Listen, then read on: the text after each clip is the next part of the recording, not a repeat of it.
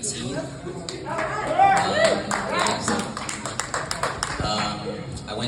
I go to a boarding school locally, which makes for some funny commentary, and my college counselor thought it would be a good idea for me to get on stage. So that's how I got here. But one of the really ironic things about turning 18 at boarding school is that you have essentially no freedom at all.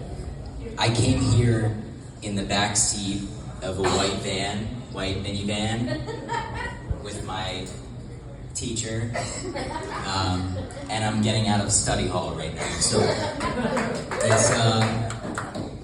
it's even if I bomb entirely, it was definitely a win. But I have some very adult responsibilities despite being 18.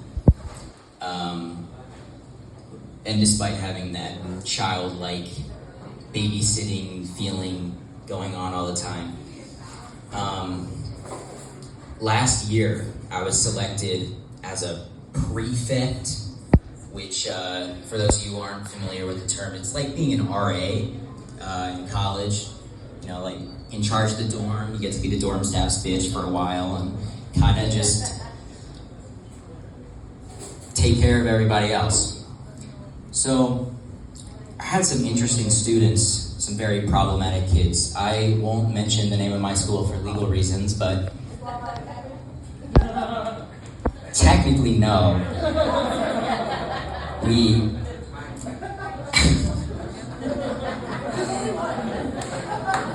Yeah, you can't really get away with that, I guess.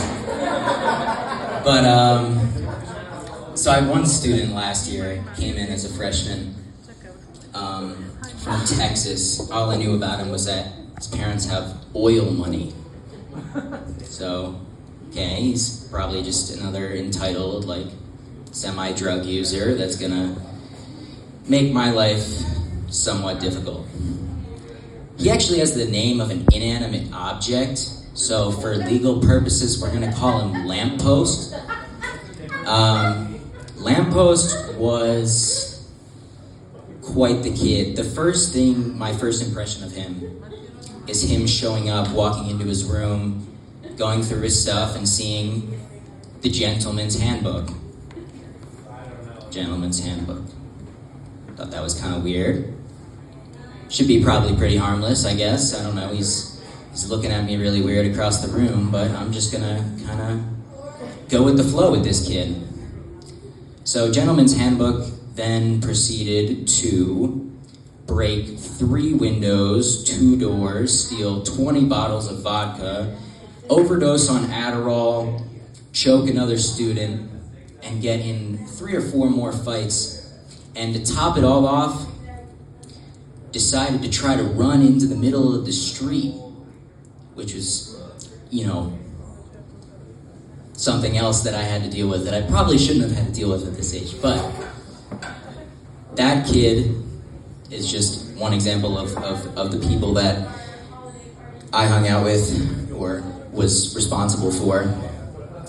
And for some reason, they decided to room him with quite possibly the stupidest kid I've ever met. Now, this is the type of kid where he doesn't really have thoughts. I don't know if he was dropped on his head as a baby or if he's just not there. But to put it in perspective, we'll call him Billy. To put it in perspective, we went to an Asian market and he got some soda. All the nutrition facts are in Chinese or Korean or something. And he looked at me and he said, "Yo, what does this say?" To which I said, "Billy, I don't know how to speak that language." And he was like, genuinely surprised. He was like, "Oh, I just didn't want to assume or anything." And this almost sounds made up, but that is actually how stupid this kid is. So they decided to put him with Lamppost in a room together, which was not optimal in my opinion, but let my principal do whatever he wants to do, I guess. Seemed like a good match. I guess they were friends somehow. But they got into a prank war. So Lamppost apparently took a piss in Billy's beanie and left it in his bed. Not very nice. So I thought about it and I was like, wow, how is this absolute moron gonna retaliate? And his response to that is quite disgusting. But I woke up one morning and I walked down the hallway. I'm in charge of waking everyone up. I knocked on the door. As soon as he opens it, Billy, it smells like shit in here. What did you do? He was like, oh, I don't know. Type thing, like almost like a character from a movie. Like that's how. I can't believe this kid's real sometimes. But looked around. Billy, why is there cheese whiz all over locker stuff? Or, excuse me, Lamppost stuff? He said, oh, I don't know. Said, so he did that to himself? Yeah, probably. Why didn't he stay in here last night? I don't know, he's across the hall. Okay, so if I go ask him right now, he will say that he put cheese whiz all over all of his stuff? Yeah. Okay. Go across the hall and knock. Lamppost answers. I gotta ask you, did you put cheese whiz all over all of your stuff? To which I got cursed out in front of the entire dorm quite loudly. This kid had some pretty awful anger issues. But I hope that gives you some kind of perspective into the place that I'm at. Now, looking at the broader area, obviously everyone here is familiar with Reno. Reno's quite the place, the biggest little city in the world. But I don't think you've ever been to Reno until you've been to Reno Municipal Court. It's a great place. It's a great place, trust me. So we went, one of my classmates in my government class last year, her dad was a lawyer.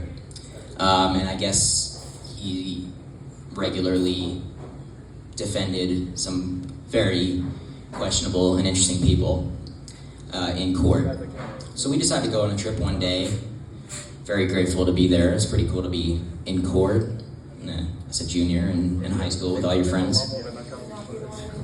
And not be the one in trouble. That is very true, which is definitely a possibility for some of my peers. But one of the most interesting men I have ever seen. Now, if he was wearing a suit, he probably would have looked like the maybe 55-year-old alcoholic dad stereotype that like is terrible to his family.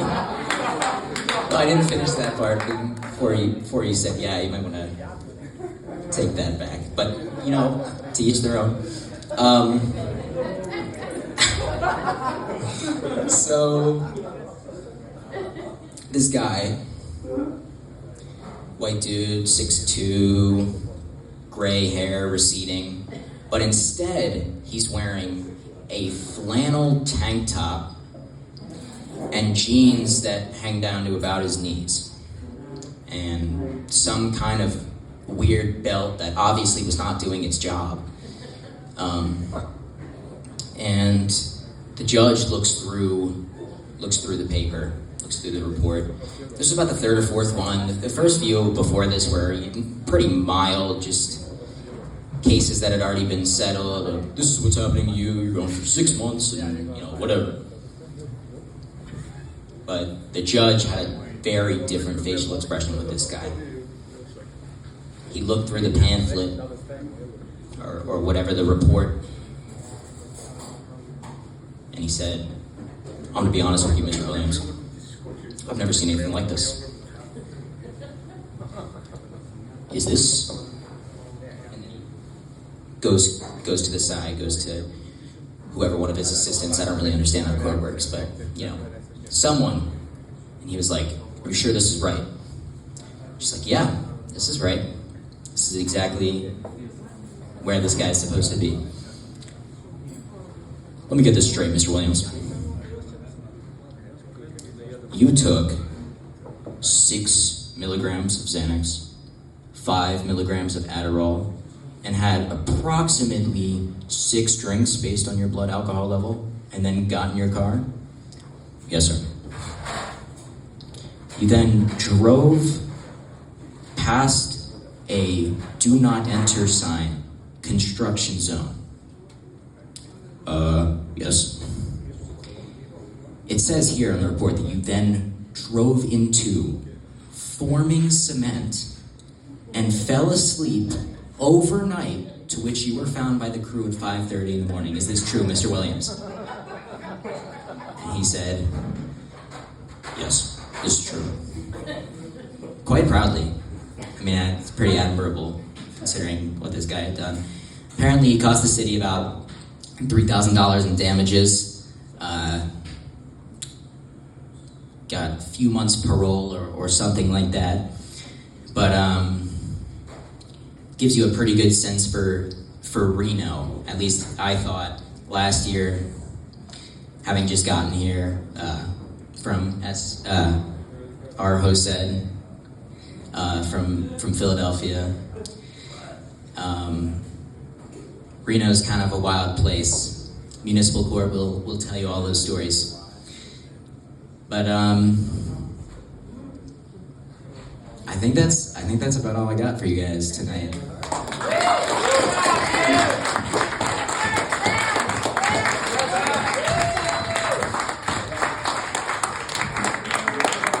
Good first show, my guy. Great first show.